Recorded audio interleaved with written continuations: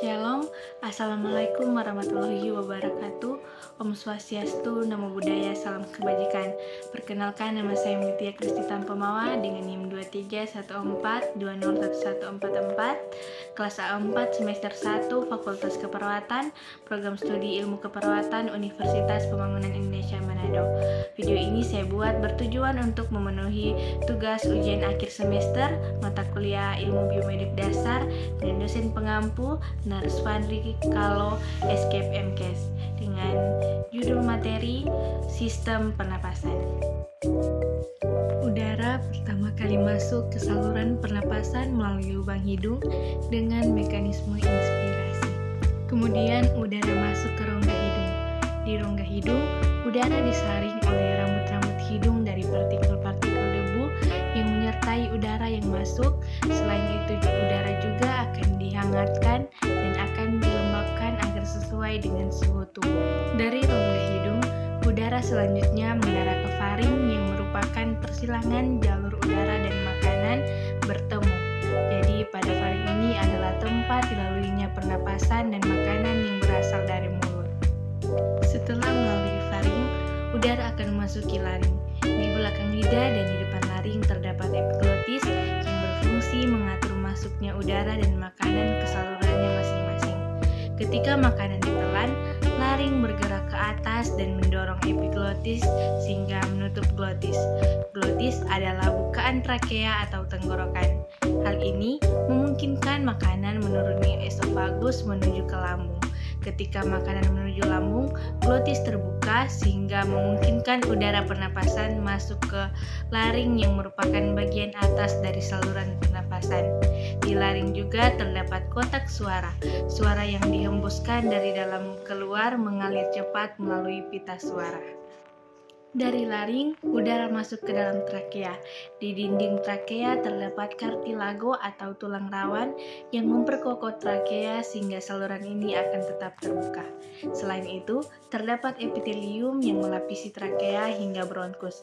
Epitelium ini tertutupi oleh silia pada permukaannya dan selapis mukus atau cairan lendir yang tipis. Mukus berfungsi untuk merangkap debu, polen, dan kontaminan-kontaminan kecil lain yang lolos dari rongga hidung. Silia ini berdenyut dan bergerak seperti ombak menggerakkan mukus ke atas menuju faring. Tempat mukus tersebut akan ditelan atau dibuang dengan sengaja keluar melalui mulut. Proses ini dinamakan eskalator mukus, yaitu proses yang memainkan peran penting dalam membersihkan sistem pernapasan.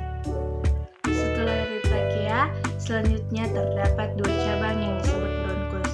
Bronkus ini masing-masing mengarah ke salah satu dari paru-paru.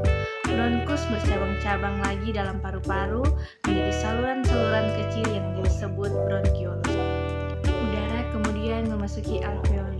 Kumpulan dari alveoli disebut alveolus yang merupakan kantung udara ujung bronkiolus.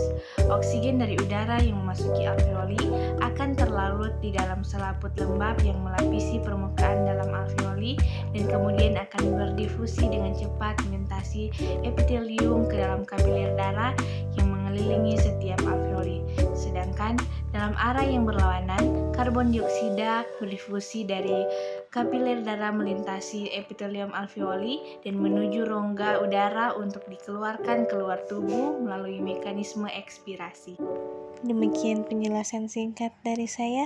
Atas perhatiannya disampaikan terima kasih. Mohon maaf jika ada kesalahan dalam penyebutan kata, nama, ataupun gelar. Halo, kalian bingung mau kuliah di mana? Masuk ke kampus kami solusinya, Universitas Pembangunan Indonesia Manado.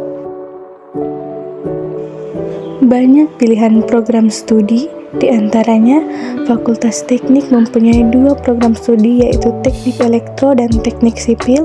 Fakultas Hukum mempunyai program studi ilmu hukum, Fakultas Sastra mempunyai program studi sastra Inggris, Fakultas Pertanian mempunyai program studi agribisnis, Fakultas Ilmu Sosial dan Ilmu Politik mempunyai program studi ilmu politik, dan Fakultas Keperawatan mempunyai program studi ilmu keperawatan dan program profesi nurse. Alasan kamu harus masuk UNPI yaitu yang pertama sudah terakreditasi B, yang kedua mempunyai lokasi yang strategis, yang ketiga suasana yang nyaman, yang keempat biaya kuliah yang terjangkau, yang kelima mempunyai dosen yang berkualitas dan profesional, yang keempat begitu banyak tawaran beasiswa, dan yang ketujuh fasilitas yang mendukung. Ayo, daftarkan diri Anda segera dan bergabung bersama kami di Universitas Pembangunan Indonesia Manado. Untuk informasi lebih lanjut, pantau media sosial UNPI. Terima kasih.